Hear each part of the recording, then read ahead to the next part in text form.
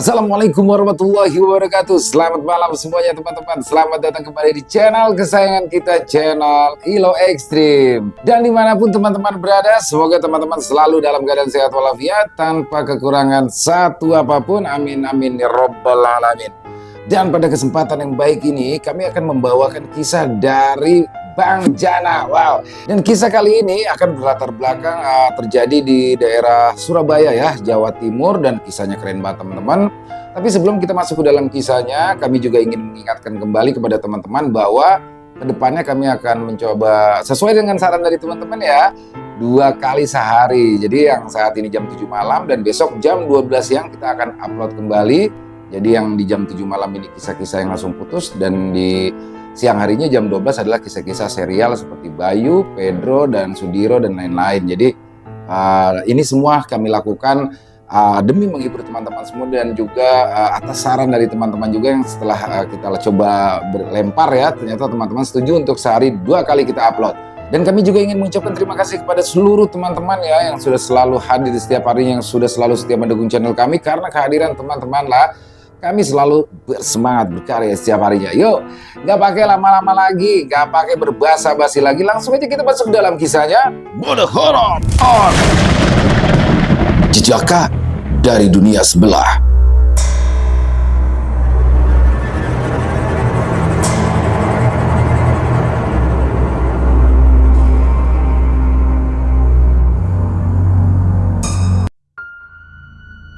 Komplek Moro Permai masih sepi. Hari masih terlalu dini, matahari belum nampak karena saat ini masih pukul 4. Masih sekitar 1 jam lagi hingga semburat cahaya pertama terlihat di ufuk timur, namun bukan berarti kegiatan di komplek itu belum dimulai. Suara-suara sudah terdengar di beberapa rumah, gesekan sapu lidi di halaman, benturan kaca yang berasal dari piring dan gelas kotor yang tengah dicuci, juga suara guyuran dari air di kamar mandi. Ya, matahari akan muncul pukul 5 lewat, menjadi pertanda semua kegiatan warga akan segera dimulai. Mulai dari pekerja proyek, karyawan kantor, ibu-ibu rumah tangga yang bergegas mengantar anak mereka ke sekolah dan berangkat ke pasar. Juga para pedagang bubur dan makanan untuk sarapan yang sudah harus berada di posisi masing-masing untuk menggelar lapak. Desti bangun sedikit lebih lambat dibandingkan warga lain. Ia terjaga tepat di pukul 5 pagi. Sebagian besar pekerjaan rumah sudah rampung ia kerjakan sejak semalam. Ia hanya tinggal menyiapkan seragam sekolah anak semata wayangnya, juga baju kerja sang suami. Selebihnya ia hanya tinggal memasak selepas mengajari anak-anak tetangga belajar. Ya, Desti memang pintar semasa remaja.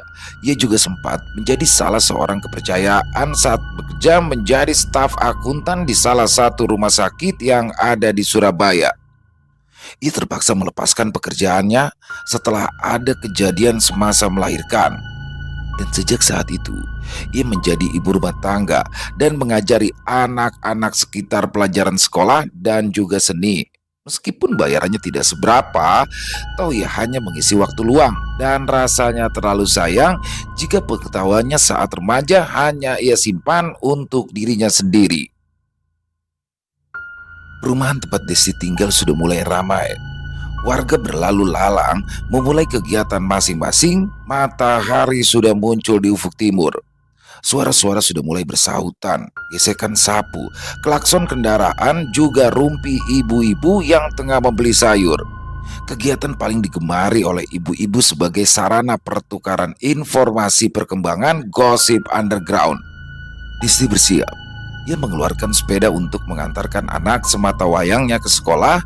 Keluarga mereka hanya memiliki 1 sepeda motor yang digunakan oleh sang suami untuk bekerja. Selain itu, ia memang lebih senang bersepeda karena menjadi sarana olahraga baginya yang jarang sekali bergerak. Pedal di kayu santai, anak lelakinya dibonceng di belakang sambil menatap kiri kanan. Deretan tanaman liar dan rumpun bambu yang lembab karena embun sudah mulai mengering. Dek, nanti mama jemput jam 1 ya. Jangan kemana-mana dulu. Tetap di dalam pagar ya, ucapnya ketika mereka sampai di gerbang sekolah. Anaknya mengangguk lalu mencium tangan Desti dan menuju masuk ke kelas. Sementara Desti langsung pulang dan membersihkan rumah. Tak banyak yang berubah dari kesehariannya. Hanya saja ia merasa ada yang sedikit berbeda, bukan pada rumah, tapi pada suasana yang tengah ia rasakan. Sensitivitasnya seperti meningkat. Ia merasa seolah sedang tidak sendirian. Desti menggunakan daster layaknya kebanyakan ibu-ibu yang tengah berada di rumah dan melakukan kegiatan harian. Namun ada yang berbeda.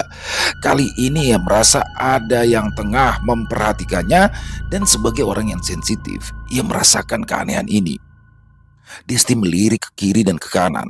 Tak ada seorang pun, tak ada apapun yang ia temukan selain ruangan kosong yang di dalamnya hanyalah ia seorang. Namun gerak-geriknya seperti diperhatikan seseorang. Ia belum tahu fenomena apa yang tengah terjadi. Desti merapal doa dalam hati sambil terus membersihkan rumah. Rumahnya yang tak terlalu besar membuatnya bisa mengamati setiap jengkal sudut ruangan. Area yang tak bisa ia lihat hanyalah bagian belakang rumah yang merupakan lahan terbuka yang belum direnovasi dan dijadikan untuk menjemur pakaian. Rumah yang dihuni Desti dan keluarganya adalah hunian mungil yang terdiri dari ruang tamu, 2 kamar tidur yang salah satunya dialihfungsikan menjadi dapur. Bagian belakang yang berderet dengan area dapur dipakai untuk mencuci piring, sementara halaman belakang yang dipakai untuk menjemur pakaian, bagian ujungnya ditanami rumpun pohon pisang. Awalnya hanya 1 pohon, namun akhirnya bertambah menjadi rumpun rindang yang tumbuh dengan sendirinya. Desti duduk di ambang pintu sambil memotong sayuran dan bahan makanan yang akan ia masak. Ambang pintu belakang yang ketika ia menoleh ke arah kanan, ia bisa melihat rumpun pohon pisang. Ia duduk. Pisau dipegangnya di tangan kanan sambil tangan kirinya memegangi tempe dan aneka bahan makanan. Namun pikirannya seperti tak kunjung terpusat. Ia merasa gelisah. Desti terus-menerus ingin menoleh ke kanan lagi dan lagi. Seperti ada suatu energi yang menarik perhatiannya dan memancingnya untuk terus menoleh ke arah yang sama. Arah rumpun pohon pisang yang tumbuh di belakang rumah berdempetan dengan tembok pembatas rumahnya dengan rumah tetangga yang ada di belakangnya. Senandung tanpa syair terdengar lirih dari bibirnya. Hal yang ia harap bisa mengalihkan pikirannya dari perasaan diperhatikan oleh sesuatu. Namun usahanya tak membuahkan hasil. Desti terus merasa diperhatikan hingga pada akhirnya ia pun memberanikan diri untuk menoleh ke arah kanan, arah rumpun pohon pisang. Sesuatu yang berbeda terlihat. Tak seperti biasanya. Ada sesuatu yang aneh. Ada bayangan tipis yang bisa ia tangkap dengan kedua bola matanya. Desti bergidik, bulu halus di tengkuk dan lengannya meremang hebat. Ia tahu bahwa ia tak lagi sendirian. "Tante!" Beruntung suara anak-anak mengalihkan perhatiannya. Ia melirik jam dinding yang menempel di atas figura foto keluarganya sudah menunjukkan pukul 10 pagi. Waktunya anak-anak datang untuk belajar bersama sebelum mereka berangkat ke sekolah pukul 12 siang nanti. Iya, sebentar ya," Desti menyahut sambil menaruh pisau yang sedari tadi ia genggam. Ia beranjak berdiri dan berjalan menuju pintu. Di depan pintu, 6 orang anak sedang menunggu sambil membawa buku-buku pelajaran. Mereka memang rutin datang untuk bertanya perihal tugas dan pekerjaan rumah, juga pelajaran yang akan dipelajari saat sekolah nanti. Dengan semangat dari anak-anak itu, Desti merasa dibutuhkan, merasa berguna. Meski uang yang ia dapat tak besar, namun hal ini memberikan kebahagiaan tersendiri baginya. "Ayo masuk dulu yuk, Tante beresin masakan sebentar ya," ucapnya mempersilahkan anak-anak itu masuk dan duduk lesehan di ruang tamunya yang tak begitu besar. Mereka langsung membuka buku dan memeriksa materi yang ingin ditanyakan. Sementara itu, Desti kembali ke ambang pintu belakang yang hanya berjarak beberapa meter dari anak-anak. Ia membereskan potongan bahan makanan hingga siap ia masak 1 jam sebelum menjemput sang anak. Kali ini, Desti selamat. Kehadiran anak-anak itu berhasil mendistraksi perhatiannya dari sesuatu yang sedari tadi terus memperhatikannya. Namun, Desti tak tahu bahwa hal ini hanyalah awal dari hal mengerikan yang akan ia alami nanti. Beberapa hari ke depan, sebuah peristiwa yang tak pernah ia dan orang lain bayangkan sebelumnya. Senja sudah menutup hari, menjadi batas pergantian gelap dan juga terang. Lampu sudah menyala, jalanan sepi karena kebanyakan warga komplek tengah berada di dalam rumah atau di surau terdekat. Desi dan keluarganya duduk lesehan sambil menonton film kartun yang ditayangkan salah satu televisi swasta. Sayur dalam panci sudah dipanaskan, hanya lauk yang belum disiapkan karena baru akan digoreng menjelang makan malam. Ketiganya masih bercengkrama sambil menceritakan kejadian yang mereka lakukan di siang harinya. Menjelang Isya, Desti sibuk menggoreng tempe dan juga ayam. Anak dan suaminya masih menonton televisi, keduanya sambil bercengkrama. Desti berdiri menatap kompor yang berhadapan dengan kaca nako. Sejajar dengan wastafel cuci piring, udara serasa bergerak. Hembusan angin dari arah kanan yang tak berventilasi membangkitkan bulu-bulu halus di tengkuknya. Hal yang aneh, karena tidak mungkin ada hembusan angin dari arah yang tak ada tempat sirkulasi. Desti menoleh, tak ada apapun. Ia kembali memusatkan pandangan pada ayam yang tengah ia goreng. Namun perasaan yang sama, serupa dengan apa yang ia rasa siang tadi, kembali hadir dan membuatnya tak nyaman. Beruntung, ayam di depannya kini sudah berwarna coklat keemasan. Sudah saatnya ia angkat lalu dihidangkan. Ia bergidik sambil meniriskan potongan ayam goreng dan juga tempe di atas piring. Ia melangkah berjingkat cepat, kemudian menghidangkan makan malam lesehan di depan televisi untuk mereka nikmati bertiga. Sejenak pikiran aneh yang sempat mampir di kepalanya memudar, berubah menjadi rasa nyaman dan tenang karena menatap suami dan anaknya yang makan dengan lahap. Bukan makanan yang berlebihan, namun sangat ia syukuri. "Kenapa, Mah? Kok dari tadi noleh-noleh terus?" tanya Mika, anak tunggalnya. "Gak apa-apa, cuma ada binatang lewat di halaman belakang," jawabnya sekenanya karena ia tak mau membahas perasaan tak tenangnya ketika makan malam. Selain itu, suaminya cukup skeptis dengan hal-hal yang berbau supranatural. Makan malam mereka lakukan dengan hikmat. Ayam dan tempe goreng, juga sayur asam yang segar mereka nikmati dengan nasi putih hangat. Tak banyak yang mereka bicarakan. Denting benturan sendok dan piring menjadi musik pengiring kegiatan hikmat yang rutin mereka lakukan. Meski terkadang Desti hanya berdua dengan anak lelakinya, itu pun jika sang suami mendapatkan shift sore hingga malam hari. Selama ini tak ada gangguan, tak ada yang membuatnya takut meskipun Desti adalah orang yang sensitif. Namun kali ini merasa gusar. Ia khawatir dengan perasaan aneh yang sedari tadi siang ia rasakan. Desti takut kalau gangguan akan semakin santer dan intens ketika sang suami tak berada di rumah kala malam. Terutama ketika sang suami harus melaksanakan shift malam, saat dimana Desti dan anaknya hanya akan berada berdua di rumah tanpa perlindungan sang kepala keluarga. Dari arah pohon pisang, sesuatu tengah berdiri menatap tubuh seorang wanita berdaster yang tengah mencuci piring di wastafel. Area yang terbuka dan letaknya di belakang rumah membuat pandangannya tak terhalang apapun selain rumpun pohon pisang yang tengah ia genggam untuk menutupi bayangan sosoknya yang tak kasat mata. Mata merah nyalang menatap tubuh Desti. Tubuhnya masih berupa asap, namun mata dan caling besar terbentuk padat dan siap mencabik menunggu waktu untuk melancarkan aksi.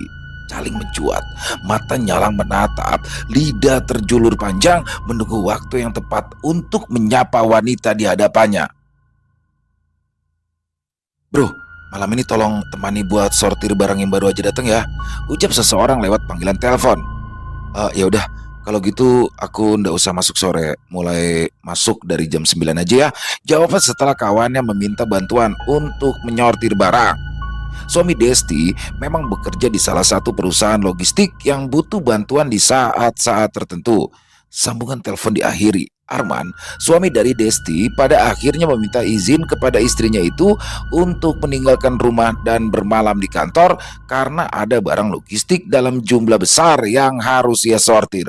Mendadak memang. Namun, ini adalah hal yang biasa, namun keadaan sudah berbeda.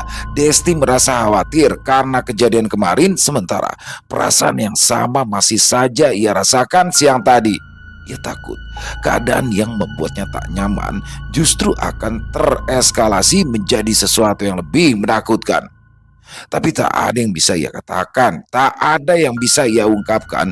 Dengan berat hati pada akhirnya ia pun hanya tersenyum dan mengizinkan suaminya untuk bermalam di kantor, meninggalkan dirinya berdua dengan sang anak dalam teror tanpa wujud yang hanya bisa ia rasakan sendiri. Anak-anak di komplek perumahan itu tengah bermain di sekitaran rumah. Desti tengah menonton televisi, sementara Arman sedang duduk di depan laptop untuk mengecek data-data yang dikirimkan untuk ia sortir pada malam harinya. Ia memang seorang yang gila kerja dan skeptis terhadap hal-hal yang ia rasa tak masuk akal. Satu hal yang ia suka dan hal lain yang ia tak suka. Ia menjadi tak punya tempat mengadu ketika sensitivitasnya meningkat. Desti pun hanya bisa pasrah, tak ada yang bisa ia lakukan. "Nak, masuk. Sudah mau senja," ucapnya sambil melongokkan kepalanya dari ambang pintu. Sang anak sedang bermain kelereng dengan kawan-kawannya di depan rumah. "Ya, Mah," sautnya kemudian bergegas pulang meninggalkan beberapa temannya yang sudah mulai memunguti kelereng yang berserakan. Mereka berdua masuk rumah dan menutup pintu di belakangnya karena di luar sudah mulai memerah. Sembur cahaya sudah terlihat dari arah barat. Burung walet terlihat berterbangan menjadi pertanda gelap akan segera tiba. Sementara Desti yang malam ini hanya akan tertinggal berdua dengan anaknya yang masih SD semakin gugup. Ia tak tahu apa yang akan terjadi malam ini. "Mah, aku berangkat dulu ya," pamit Arman yang harus pergi shift malam lebih cepat karena harus mensortir barang-barang yang siang tadi baru ia lihat datanya. "Iya, hati-hati," jawabnya dari arah wastafel karena ia sedang membersihkan piring-piring kotor yang baru saja dipakai saat makan. Angin seketika berhembus, meniup tubuh Desti yang selalu menggunakan daster kala berada di rumah. Rasanya begitu dingin dan terasa menusuk tulang, membuat bulu halus di sekujur tubuhnya mendadak meremang hebat. Desti berusaha untuk menafikan hembusan angin, namun arah dari hembusan itu selalu sama, yaitu dari arah kanannya. Desti menoleh ke arah rumpun pohon pisang, memicingkan mata dan menajamkan indera. Ia tak mendapati apapun selain dahan pohon pisang yang bergerak hebat karena hembusan angin. Ia menghembus nafas lega karena apa yang ia rasa memanglah hembusan angin. Namun beberapa detik ia pun baru sadar dahan pisang yang bergerak-gerak hebat hanya satu, sementara yang lain tetap diam tak bergeming. Logikanya, ketika angin deras berembus, maka seluruh daun yang ada di rumpun itu pasti akan bergoyang. Lantas, mengapa hanya satu dahan? Ia bergegas menggosok piring wajan dan segera membilas. Dengan segera ia semakin merasa tak nyaman berada di tempat terbuka seperti sekarang. Ya, kejadian sejak kemarin dan sekarang membuatnya semakin yakin bahwasanya sedang ada sesuatu yang terjadi di rumah mereka, sesuatu yang tak nampak, sesuatu yang tengah mengawasi gerak-geriknya yang tentu menimbulkan perasaan tak nyaman dan terancam. Desti meninggalkan piring dan peralatan masak yang sudah rampung dicuci untuk ditiriskan di rak. Langkahnya cepat menuju pintu yang hanya beberapa meter di belakangnya. Desti bergegas masuk, mengunci pintu lalu menutup tirai.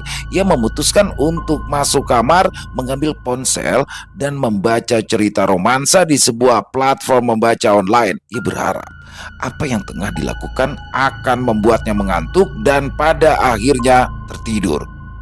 Tok tok tok, tok tok tok. Ketukan terdengar, membangunkan Desti yang separuh terlelap. Ia meregangkan tubuh lalu beranjak menuju pintu depan. Desti mengintip dari celah gorden, mendapati Arman sang suami tengah berdiri. Pintu dibuka.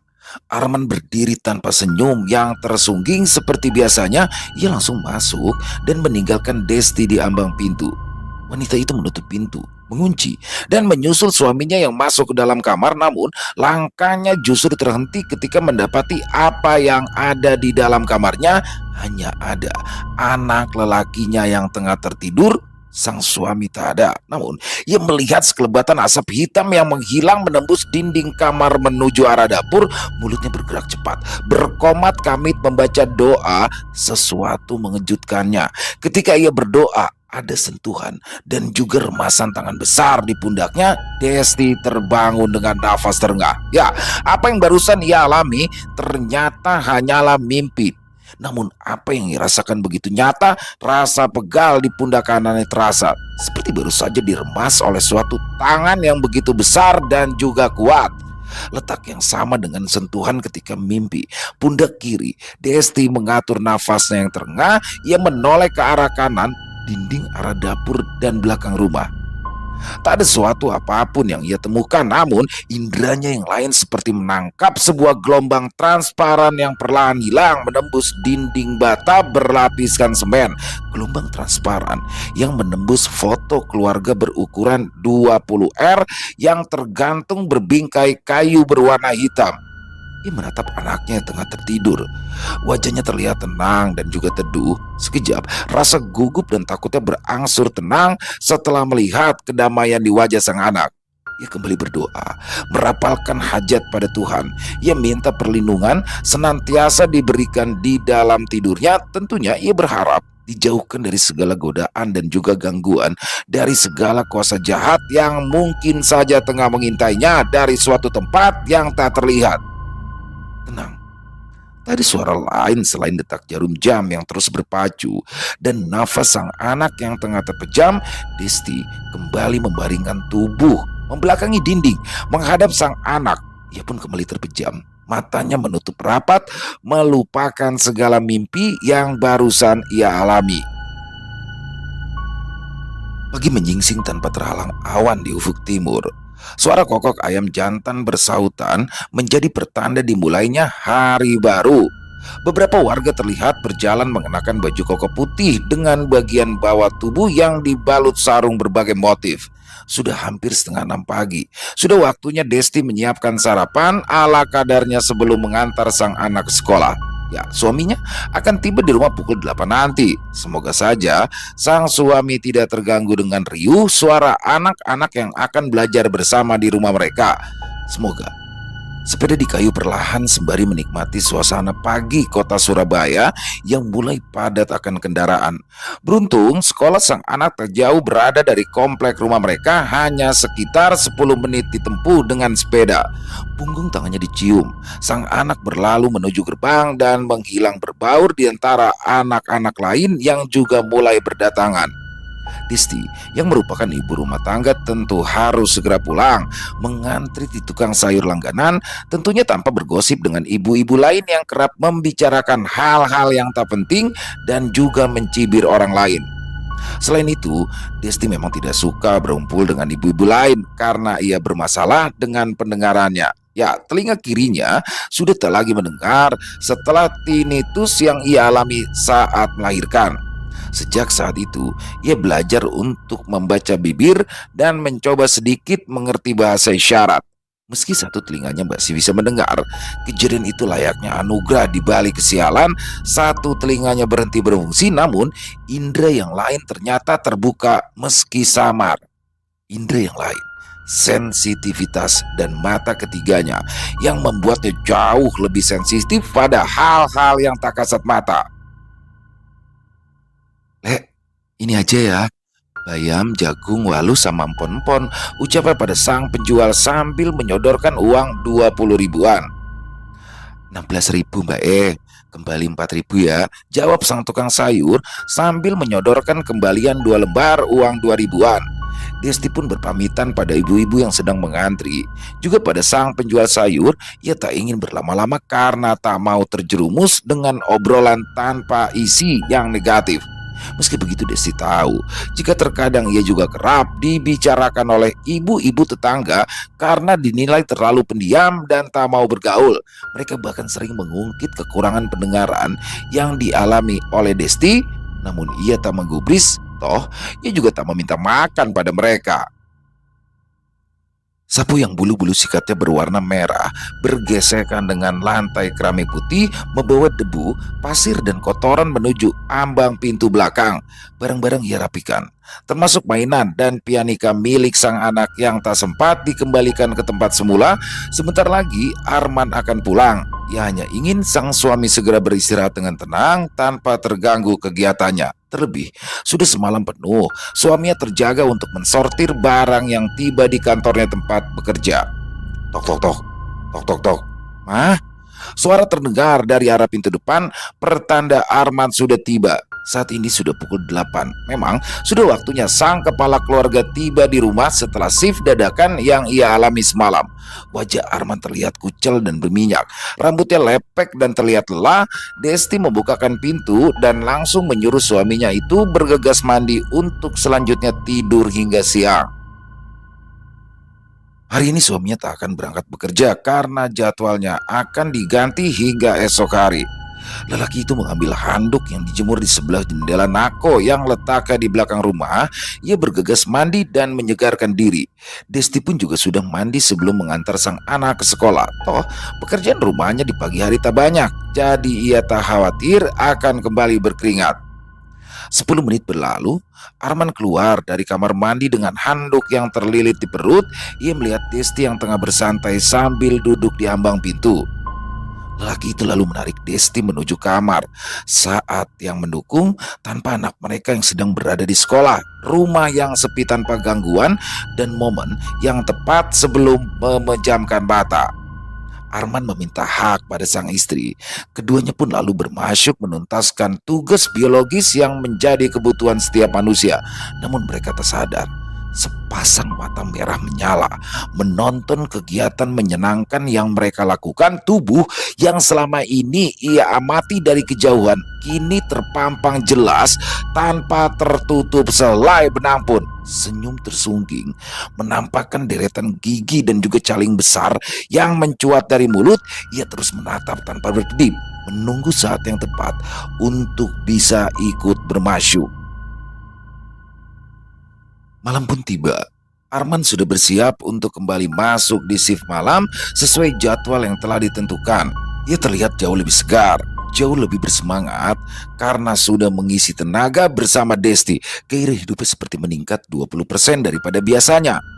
Ia sudah mengenakan kemeja berlabel perusahaan tempatnya bekerja, tak lupa jaket yang selalu ia bawa. Kata pamit sudah terucap, seraya mengiringi kepergian Arman dengan sepeda motor bebek yang sudah ia pakai sejak tahun 2009.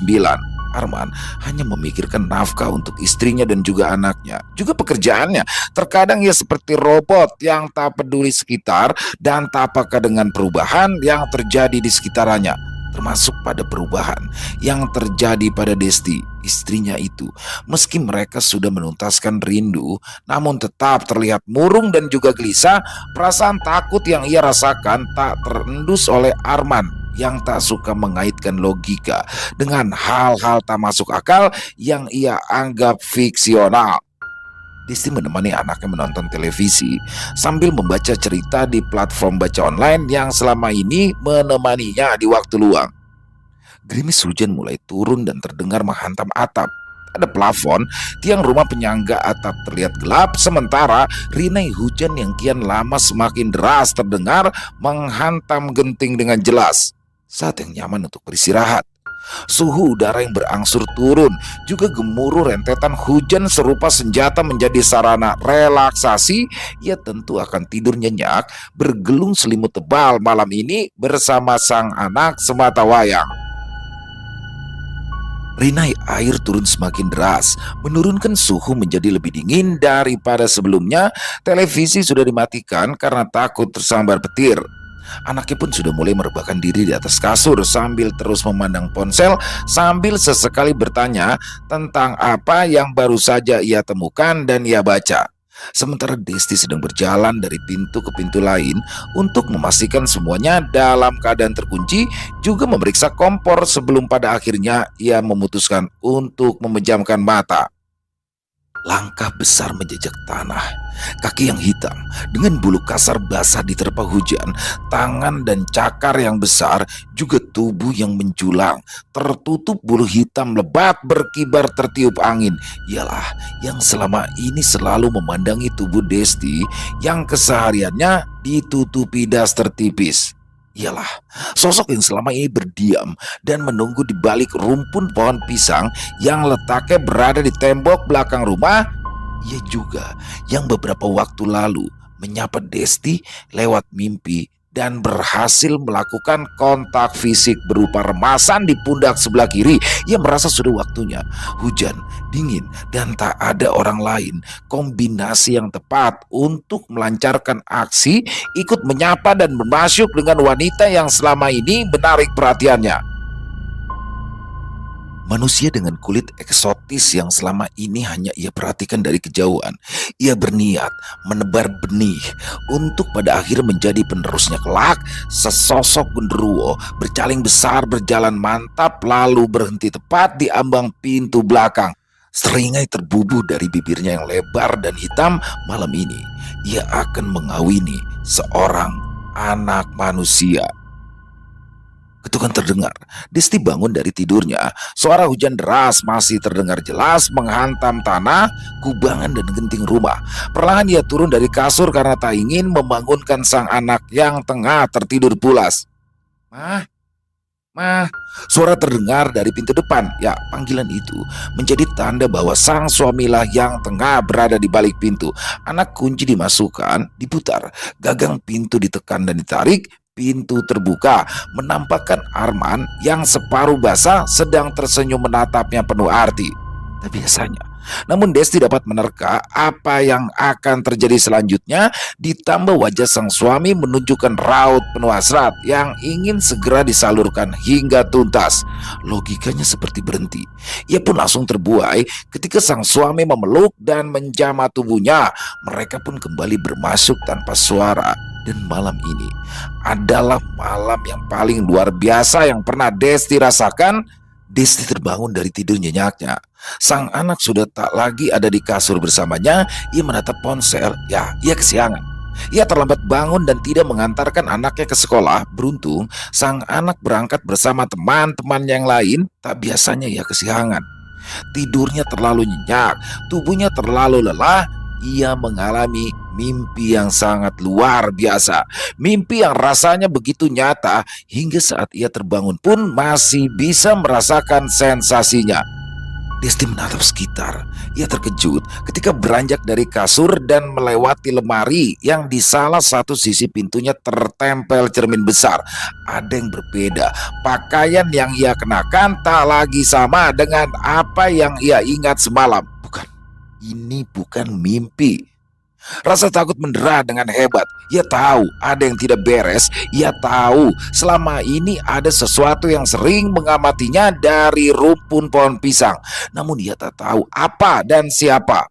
Remasan di pundak kala itu terasa hingga terbangun dari tidur. Ditambah kejadian pergumulan dalam mimpi yang ia rasakan, sensasinya terbawa hingga kesadarannya pulih. Ia sadar ada sesuatu yang menginginkan dirinya, sesuatu yang tak ia tahu bentuknya, namun ia tahu ada kekuatan besar yang membuat suaminya begitu nyata. Ia tak boleh menyimpan ini sendiri. Ia butuh mengadu, namun ia tak mungkin bercerita pada Arman yang selalu tidak percaya dengan hal gaib dan juga supranatural. Ia butuh menghubungi salah satu kenalannya, seorang yang menurutnya mampu. Rambutnya basah setelah mandi dan keramas. Desti merasa butuh membersihkan dan mensucikan diri. Jempolnya bergulir di atas layar datar ponsel untuk mencari nama lewat aplikasi pesan singkat. Beberapa saat, akhirnya gulir ujung jempolnya berhenti di satu nama. Nama seorang lelaki yang selama ini sering diceritakan oleh salah satu teman online-nya. Kabarnya, lelaki ini bisa membantu untuk membersihkan hal-hal yang berbau supranatural. Mas Pri, boleh ganggu sebentar? Ketiknya untuk memastikan lelaki yang bernama Suprio yang tengah berada di kota Pati itu tak terganggu dengan pesan singkat yang ia kirimkan. Mbak Des, gimana mbak? Tumben, jawab Pri yang langsung merasakan sesuatu yang aneh. Lelaki ini memang sudah cukup lama bergelut dengan dunia supranatural, bahkan sejak ia masih remaja. Mata ketiganya sudah terbuka sejak umur 7 tahun, sehingga kemampuan dan juga instingnya sudah amat sangat terasa meskipun umurnya belum menginjak 30 tahun. Ini beberapa hari terakhir aku kok ngerasa ada yang aneh, jawab Desti dan langsung menceritakan apa yang sudah ia alami. Namun ia tak menceritakan tentang adegan dewasa yang ia kira hanyalah mimpi. Ia tentu merasa tak nyaman, malu, dan juga sungkan jika harus membahas hal itu dengan lelaki lain yang bukan suaminya. Prio mulai mengerutkan kening. Ia tahu ada hal yang sengaja tidak diceritakan oleh Desti. Namun ia paham, tentu saja Desti merasa malu dan juga tak nyaman. Ia pun tak bertanya lebih lanjut. Ia cukup mengerti dan paham maksud dari Desti menghubunginya. Ya sudah, Mbak Des, tenang aja ya. Nanti biar tak coba usir dari sini. Soalnya kan posisi saya lagi di Pati, tidak bisa ke sana. Ucapnya menandakan ia bisa meraga Sukma untuk berkunjung ke satu tempat tanpa harus memindahkan raga fisiknya. Ya, aku minta tolong ya Mas. Takutnya malah gangguan aku juga, ketika Desti yang sebenarnya lebih khawatir pada apa yang sudah ia alami. Obrolan mereka pun berakhir setelah Desti mendapatkan jawaban yang penuh harapan dari Suprio. Lelaki itu berkata akan segera mengatasi apa yang mengganggu di rumah Desti malam nanti ketika semua tetangga tengah tenggelam dalam mimpi indah mereka. Hujan kembali turun dengan deras dan rumpun pisang berdaun lebar yang buahnya bertandan-tandan basah dan bergerak diterpa angin. Udara bergerak cepat, membuat lambaian dedaunan berbunyi serak, sementara ranting-ranting pohon mangga dan belimbing saling menghantam dan berderak. Desti masih terjaga. Ia tak tahu apa yang akan terjadi. Suami dan anaknya sudah tertidur pula sejak pukul 11. Hari baru saja berganti. Waktu menunjukkan pukul 1 dini hari. Hawa yang panas dan pengap seperti tengah menyelimuti rumah cukup aneh. Di hujan yang turun sejak pukul 9, hawa yang ia rasa masih tetap gerah, curahan presipitasi air seperti tak mampu meluluh lantakan hawa panas yang sedari siang menerpa kota Surabaya. Di belakang rumah, seorang lelaki dengan kaos dan peci hitam tengah berdiri membelakangi pintu, menatap rumpun pohon pisang yang dahannya bergerak-gerak tak beraturan. "Keluar, aku tahu kamu ada di situ," ucapnya sambil terus menatap tanpa berkedip. Rumpun pisang yang berdiri rapat dan saling menghantam itu tiba-tiba saja merenggang. Sesosok makhluk tinggi besar yang seluruh tubuhnya ditutupi bulu sekasar ijuk melangkah keluar. Suprio yang berdiri tegak hanya sebatas perut sang demit ialah sesosok genderuwo raksasa yang mengagumi dan sempat menjamah tubuh Desi. "Kamu siapa? Berani-beraninya menantang aku, hai manusia?" tanya sosok itu sambil mengeraskan jemari, bersiap untuk menancapkan cakarnya yang sepanjang ballpoint. "Mereneo demit." "Sini kamu, setan," balas Suprio tanpa membuka mulutnya. Suaranya lantang terdengar. Bahkan Desti yang berada di dalam rumah pun bisa mendengar gema suara keduanya meskipun lirih. Doa dipanjatkan, permintaan akan perlindungan dirapal hikmat. Suprio yang hendak diserang oleh sang genderuwo seperti tak bergeming dan tak menunjukkan rasa takut. Sebaliknya, tubuh genderuwo itu seakan menciut dan mengecil setelah melihat aura yang keluar dari tubuh lelaki muda dengan kulit sawo matang yang tengah berdiri tegak di depannya. Jasadnya memang tak ada di hadapannya, namun Sukma yang bisa berpindah semaunya menunjukkan bahwa manusia yang tengah ia hadapi bukanlah manusia sembarangan. Sosok genderuwo itu masih ingin sekali menyerang, namun setiap ia mengeraskan jemari dan mendekat, ribuan bulu yang menutup tubuhnya berjatuhan lalu terbakar. Ia tak mungkin menang. Terlebih usianya masih terlalu muda untuk melakukan pertempuran yang di luar kuasanya. "Siapa kamu? Hah? Kenapa berani ganggu penghuni rumah?" tanya Suprio yang menatap tajam ke arah sosok genderuwo yang sedari tadi hanya bisa mematung di hadapannya. "Aku bukan dari sini. Aku hanya lewat. Aku suka dengan perempuan yang ada di rumah ini. Aku mau dia menjadi istriku, jawabnya sambil menahan panas yang terus-menerus membakar tiap helai bulu yang ada di tubuhnya. Kamu mau pilih mana? Hah? Pindah sendiri, ku pindahkan, atau ku bakar? Pertanyaan itu seperti tamparan keras. Sosok itu tahu bahwa yang ia hadapi bukanlah orang sembarangan, melawan adalah kebodohan yang tentunya bisa memusnahkannya selamanya. Sosok itu pun bersedia dipindahkan. Ia menarik semua aura yang sudah ditularkan kepada Desti dan ikut bersama Supriyo untuk akhirnya ditempatkan di lereng sebuah gunung tak jauh dari tempat Supriyo tinggal. Mendadak angin tak lagi berhembus kencang. Derai hujan mereda dibarengi oleh turunnya suhu menjadi jauh lebih sejuk daripada sebelumnya. Desti yang memiliki kepekaan juga merasakan perbedaan yang signifikan. Ia tahu proses pembersihan sudah dilakukan dan berhasil. Doanya tak putus sejak menjelang tengah malam. Kedua tangannya ditangkupkan di depan dada dengan kalung rosario yang melilit hingga pergelangan tangannya. Doanya terhenti ketika ponselnya bergetar menampakkan notifikasi di layar. Bades, genderuwonya sudah tampil. Sampean tenang aja. Pohon pisang yang ada di belakang rumah itu bagusnya ditebang habis saja. Soalnya suka dipakai mampir sama demit. Jelasnya yang tentu saja mengagetkan Desti. Ia sama sekali tidak pernah menceritakan jika ada rumpun pohon pisang di belakang rumahnya.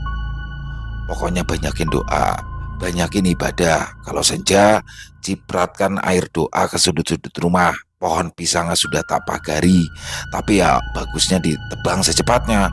Soalnya genderuwo yang kemarin mampir itu ternyata masih muda, makanya masih suka mesum.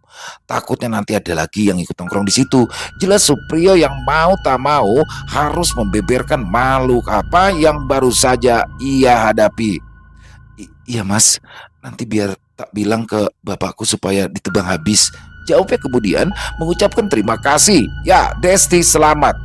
Pada akhirnya ia terbebas dari gangguan genderuwo mesum yang bisa saja melakukan hal-hal lain pada dirinya sendiri dan juga keluarganya. Hanya saja Desti tak tahu apa efek dari kejadian sebelumnya. Ia tak tahu apakah kejadian bermasyuk saat itu akan membuahkan sesuatu. Desti tidak menyadari bahwasanya selalu ada sesuatu yang mengintai dirinya. Selesai. Wow, luar biasa kisah dari Bang Jana. Keren banget kisahnya di sini teman-teman. Desti ya, Desti ini seorang apa? Dia memiliki kekurangan tapi di lain sisi memiliki kelebihan. Dia bisa peka terhadap sesuatu, tapi ya itu ya. Dia kurang berani bicara dengan suaminya karena suaminya skeptis ya terhadap hal-hal yang demikian. Tapi justru membawa dampak yang buruk bagi dirinya maupun ini juga akan bisa membawa dampak yang buruk terhadap Desti maupun keluarganya ya. Karena biar bagaimanapun sudah terjadi. Walau itu yang dirasakan Desti kan di dalam mimpi padahal itu benar terjadi dan pasti akan berdampak di sini. Untungnya saja ada Mas Pri ya yang berhasil menolong dan mengusir sosok genderuwo itu. Genderuwonya masih muda nih, jejaka, jadi lagi hot-hotnya dan dia sudah menanamkan benih di Desti dan itu tidak disadari oleh Desti maupun keluarganya. Semakin mudah-mudahan sih ada terusannya, ada lanjutannya bagaimana sih nasib Desti seperti ini karena ini based on true story. Jadi memang sampai saat ini ya Destinya masih begitu. Tapi kalau memang ini sih menurut saya keren juga nih Bang Jana ditelusuri lebih dalam lagi dan bagaimana nasib Desti selanjutnya dan apa yang dilakukan dia maupun suaminya atau keluarganya. Sangat menarik untuk ditunggu Bang Jana, kisahnya keren banget overall, horornya dapet banget dan ciri khas dari Bang Jana itu adalah kayak penggambaran suasananya kayak kita ada di dalam situ tuh, keren banget. Dan kalau saya coba ambil hikmah dari kisah barusan ya, jadi ini bukan menyalahkan Desti, tapi mungkin untuk pelajaran kita, terutama saya juga untuk kedepannya bahwa sebagai suami istri apapun yang terjadi, bagaimanapun itu sebaiknya itu dibicarakan dengan antara istri dan suami ya, karena ya contoh Desti, walaupun suaminya skeptis tidak percaya karena hal-hal gaib, gak ada salahnya dia cerita, gak ada salahnya dia cerita dan apa yang akan ditempuh oleh suaminya ataupun suaminya diem aja, terlepas dari itu semua Yang penting Destinya sudah bercerita kepada suaminya dan paling tidak suaminya mengetahui hal itu. Jadi itu sih ya, karena akan berdampak juga terhadap sang suami nih. Dan yang paling kasihan ya justru anak ya. Jadi di sini mungkin keterbukaan dalam satu keluarga itu penting banget, komunikasi itu penting banget. Jadi jangan hanya enaknya aja dong, nggak enaknya juga harus diomongin. Gitu ya teman-teman. Dan silakan buat teman-teman mungkin yang punya komentar lain, yang punya pendapat lain bisa dituliskan di dalam kolom komentar ataupun hanya sekedar saling menyapa, silakan. Insya Allah kami akan menjawabnya satu persatu. Buat yang suka dengan video barusan bisa diklik tombol like-nya, tombol jempolnya. Boleh juga dong share link videonya ya ke teman-teman yang lain ataupun ke kerabat yang lain agar juga ikut merasa terhibur. Dan buat teman-teman yang mungkin baru bergabung atau yang sudah lama bergabung tapi lupa nih belum klik tombol merah subscribe ya, yuk klik tombol merah subscribe, jangan lupa lonceng notifikasinya dinyalakan agar teman-teman selalu mendapatkan notifikasi dari konten-konten yang akan kami upload selanjutnya. Ingat teman-teman ya, sekedar mengingatkan sehari 2 kali pokoknya, jam 12 siang dan jam 7 malam untuk channel ILO Extreme. Silakan buat teman-teman juga yang mungkin punya kisah horor ya, misteri yang apabila berkenan untuk dibawakan di channel kami yang diangkat dari kisah nyata yang berdasarkan pengalaman pribadi, bisa mengirimkannya ke nomor telepon yang ada di sini, bebas dalam bentuk rekaman suara boleh, dalam bentuk tulisan boleh, senyamannya teman-teman aja. Dan buat yang sudah mengirimkan kisah kami ucapkan terima kasih. Buat yang sudah mengirimkan kisah tapi belum sempat dibawakan, harap bersabar ya karena harus melalui proses penggarapan terlebih dahulu agar bisa lebih dinikmati lagi oleh teman-teman yang lain. Dan di akhir kata, saya Ilo mengucapkan permohonan maaf apabila mungkin dalam pembawaan kisahnya barusan ada kata-kata saya yang salah ataupun ada kata-kata saya yang mungkin kurang berkenan di hati teman-teman.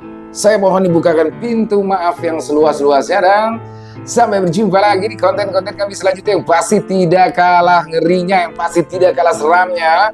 Masih bersama saya Ilo di channel ILO Extreme. Salam sehat, sukses selalu untuk kita semua. Wassalamualaikum warahmatullahi wabarakatuh.